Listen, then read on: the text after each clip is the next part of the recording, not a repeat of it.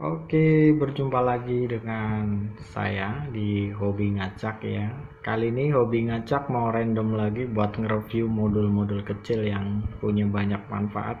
Seperti sebelumnya, kalau sebelumnya kita buat nge-review yang namanya modul step up dan step down ya, dimana fungsinya ini sangat-sangat banyak ya, banyak banget buat kita kreasikan dengan alat-alat elektronik yang kita miliki ya. Sekarang juga ada lagi sebuah modul yang sangat kecil yang tidak kalah menarik lagi, yaitu modul charger. Di sini saya punya dua. Sebelum lebih jauh ya kita bahas untuk fungsi-fungsinya, kita kenalin dulu sebuah modul charger DC untuk baterai lithium. Ini kapasitasnya 4 volt 4,2 atau untuk charger 3,8. Di sini saya punya dua. Yang pertama, ini modul charger sama buat baterai-baterai laptop atau baterai-baterai bekas power bank atau buat baterai-baterai copotan laptop. Ini sama, bisa buat ngecharge juga. Tapi bedanya yang di sini tanpa adanya protect ya. Dimana ketika baterai sudah habis, dia bakal menguras habis baterai yang habis terisi. Jadi misalkan dia dicas dengan modul ini, kapasitas maksimalnya mungkin sampai 3,8, kemudian kita gunakan, itu bakal bisa terkuras habis sampai mungkin 0 volt ya, atau mungkin 1, berapa volt. Beda dengan yang ini, kalau yang ini ada protectnya. Jadi di saat tegangannya sudah turun atau mungkin sudah mendekati batas limit, dia bakal kembali nge-charge lagi. Itu bedanya. Kalau dari harga selisihnya dikit, cuman 1000 kalau nggak salah. Kalau yang ini sekitar 2500 sampai 3000, kalau yang ini mungkin sekitar 4000-an sampai 5000 tergantung toko ya. Baik, kenapa saya harus membahas modul ini? Karena ini sangat menarik, banyak banget manfaat yang saya dapatkan dari modul ini. Jadi kegunaannya itu lebih banyak ya. Contoh, di sini saya punya banyak baterai. Ada baterai yang namanya baterai bekas HP, biasanya saya lepas itu, saya copotin. Biasanya saya manfaatin baterai itu untuk sebagai catu daya buat seperti radio, atau mungkin remote mobil RC, atau mungkin buat penerang ya, buat lampu, itu juga bisa masuk. Jadi modul ini sangat saya butuhkan. Soalnya kalau misalkan kita ngecas tanpa ini, itu sangat-sangat berbahaya. Walaupun itu bisa dilakukan. Ambil contoh, saya punya baterai ya. Kita cari baterainya dulu sebentar. Anggap aja ini baterai ini memiliki daya di 3,8 volt ya, 2000 miliampere. Nah, kita cas pakai ini atau pakai ini sama aja. Itu bisa kita isi ulang kembali berulang kali ya. Atau mungkin kalau sudah penuh, dia bakal cut off. Lampu indikator yang tadinya merah bisa jadi berwarna hijau atau biru ya. Bedanya kalau tanpa modul ini, apa yang terjadi? Biasanya kalau saya mengecharge baterai tanpa dengan modul charger, itu yang terjadi yang pertama, kalau sudah melebihi batas 3,8 volt, dia ngecharge terus tanpa adanya cut off, maka baterai ini akan cepat rusak.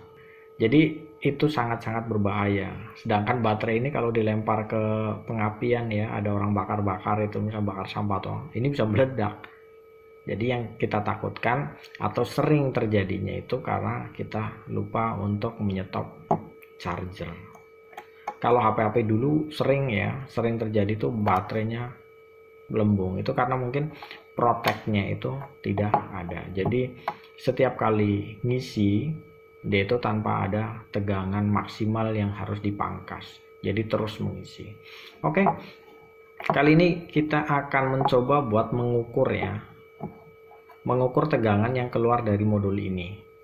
Seberapa besar sih untuk kita gunakan, sehingga batas maksimal untuk ngecas baterai itu sampai berapa volt. Oke, kita coba buat ambil multinya.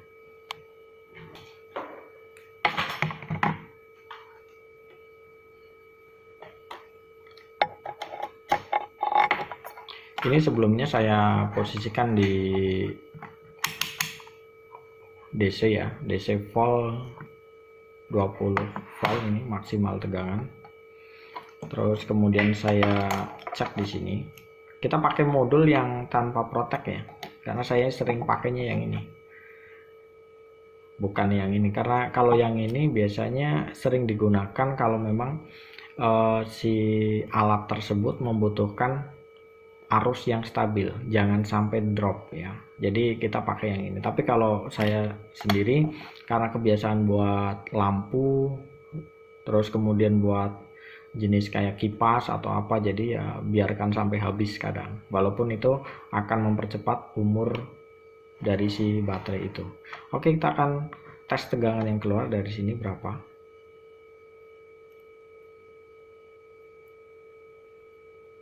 Indikator kalau tanpa baterai jadi seperti ini, warnanya biru. Oke, kita tes untuk tegangan masuk dulu ya. Tegangan masuk bisa diukur dari sini. Ini input min dan ini input plus. Sebentar, kurang kencang.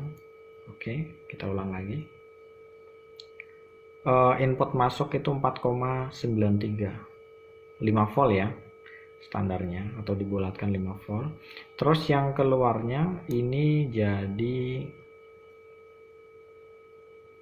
4,18. Jadi dia bakal ngekat, chargernya bakal ngekat sendiri setelah 4,18 volt. Begitu. Kemudian yang satunya kita coba juga. Sebentar, kita cabut. Ini juga sama. Kita langsung ke outputnya saja. Outputnya itu kita ketemu di angka 4,12. Kalau yang ini 4,12. Kalau yang tadi 4,18. Ini indikator masih biru karena belum ada beban. Terus kemudian kalau kita coba untuk kasih beban atau buat ngecas baterai ya. Oke.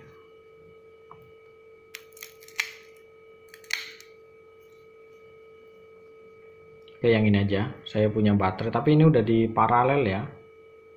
Udah digabung, jadi min plusnya udah saya satuin begini. Ya. Ini sudah saya satuin jadi satu, jadi saya tes dulu kembali. Tegangan yang ada berapa volt. Di sini udah tertera, ini min, ini plus. Kita tes aja di sini. 4,7. 4,07 ya. Tuh. Coba kita yang negatif sama yang negatif. Oke.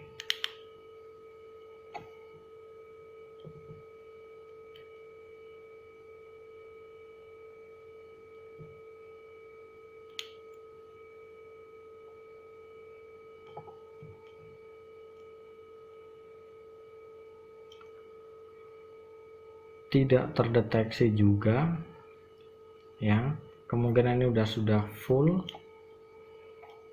Oke, kita cari yang lain lagi, coba yang ini. Nah, seperti ini, indikator akan menjadi warna merah ya.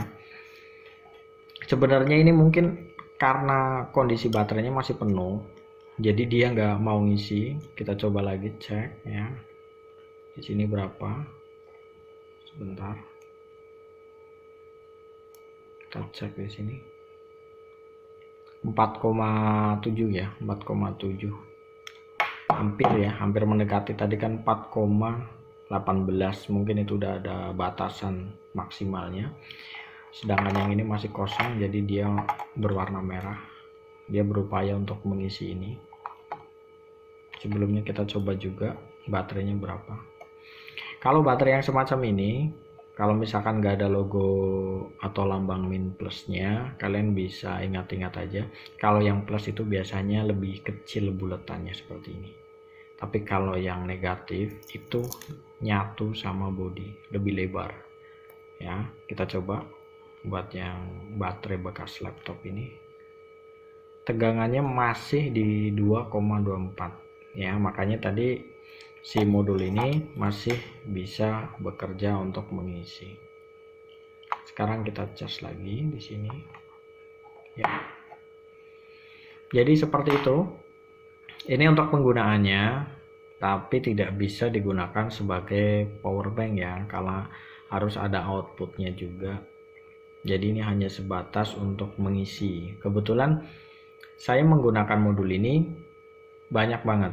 Contoh ya, saya ambilkan satu yang sudah saya praktekkan, saya kreasikan, saya aplikasikan itu di radio kecil. Sebentar, ini saya singkirkan dulu. Contoh yang seperti ini. Nah, ini dia. Ini sebuah radio yang saya bikin sendiri dari bekas IndiHome ya. Router IndiHome. Kebetulan router ini rusak. Jadi saya sedikit punya ide buat bikin radio. Di sini saya menggunakan modul yang tadi. Saya kasih lubang di sini buat colokan inputnya. Sini juga saya menggunakan lampu sebagai kalau mati lampu bisa buat jaga-jaga. Jadi begini. Ini kalau saya colokin,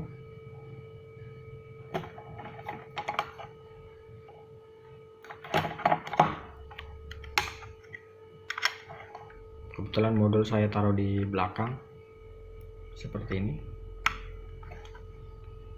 Di sini ada indikator merah. Nanti sebelahnya ada warna hijau. Ini pertanda kalau baterai sudah penuh. Yang lebih hebatnya, ini saya kasih baterai sekitar 2 keping baterai bekas HP. Ini bisa bertahan sampai 1 minggu untuk radionya. Untuk radionya ini atau untuk Bluetooth speakernya ya, itu bisa bertahan sampai 1 minggu ya. Terus untuk yang belakang, untuk lampunya ini biasanya kisaran 2 malam ya, 2 malam. Jadi siangnya tetap mati.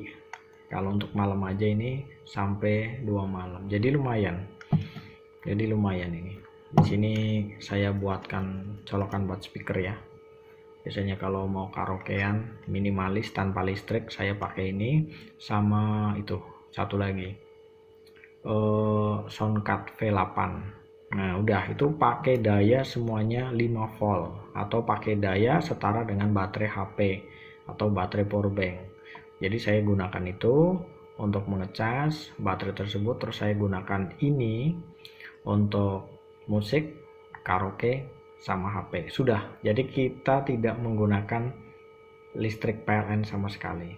Untuk suaranya cukup untuk satu ruang itu cukup. Kemudian saya juga pakai lagi buat ini. Nah kebetulan ini ampli kecil ya, ampli kecil. Aduh, HP saya kurang jauh mungkin ya, maaf.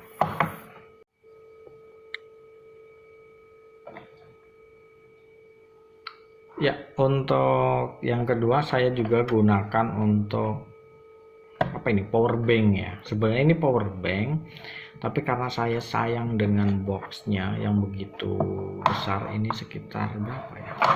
Kalau di sini sekitar 18 cm mungkin, sekitar 18 cm. Jadi saya manfaatkan ini untuk modul MP3 di sini. Kemudian ini untuk powernya. Ini power ini juga pakai 5 volt, tapi udah ada subwoofernya. Jadi nggak yang cuman vokal aja yang keluar. Jadi ini untuk outputnya ada L sama R stereo. Terus satu lagi nih saya belum kasih colokan, Saya menggunakan sapit buaya ini untuk speaker yang besar, untuk speaker yang subwoofer, jadi cuman bass aja yang keluar, lebih enak. Terus yang belakang juga tetap pasti saya kasih lampu di sini, tujuannya biar ya ini sebagai power bank, sebagai lampu, sebagai alat hiburan ya buat saya.